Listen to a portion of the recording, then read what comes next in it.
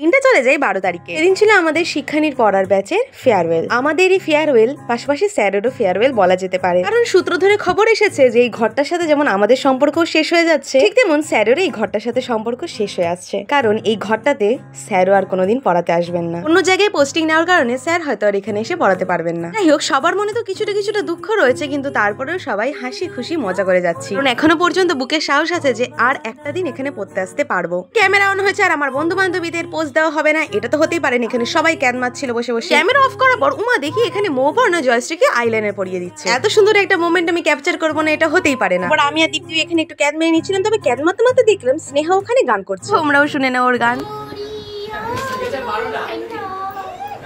এসে তো লজ্জাই পেয়ে গেল। এরপর চলে আসলেন স্যার, আর স্যার আসার সঙ্গে সঙ্গে আমরা আমাদের অনুষ্ঠানটা শুরু করে দিলাম কেক কাটিং পর্ব। হয়তো সবুজ ছুঁয়ে ফেলে আর সারাটা পথ ভীষণ খামখে আলে চলে, তারপর বেরোনে আর তারাই ভরা। কেক কাটিং এর পর চলে আসলো গিফট দেওয়ার পর্ব। এই গিফটের মধ্যে রয়েছে আমাদের সবার ফটো, যেটা দেখলে স্যার যখনই ফটো ফ্রেমের দিকে তাকাবে আমাদের কথা যেন তার মনে পড়ে। তোরে বিকেল ঘুড়ি ছিঁড়ে দিতে পারি, তোকে আলো ওড়াল দিন দিতে পারি, তোকে বসন্তের দিন। এরপর কেক কাটিং হয়ে গেল, গিফট দেওয়া হয়ে গেল, অনুষ্ঠানটা শুরু করতে হবে। এবার তোমরা দেখতে থাকো কি কি হয়।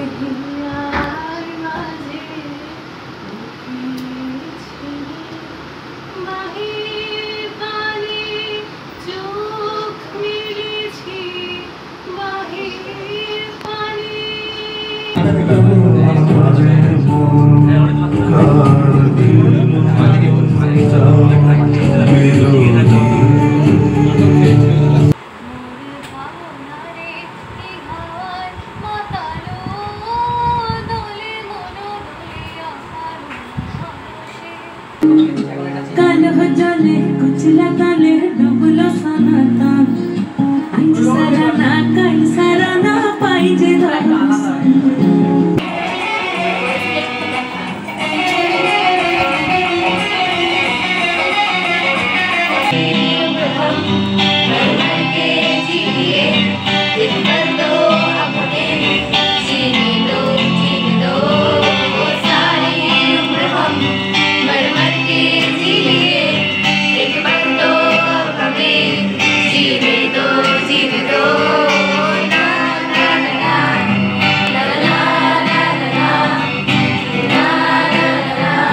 সব অনুষ্ঠান শেষ। এখন আমাকে যেতে হবে বাড়ির দিকে। দেখা হচ্ছে নেক্সট ভিডিওতে, ততক্ষণ স্টে টিউন, টাটা।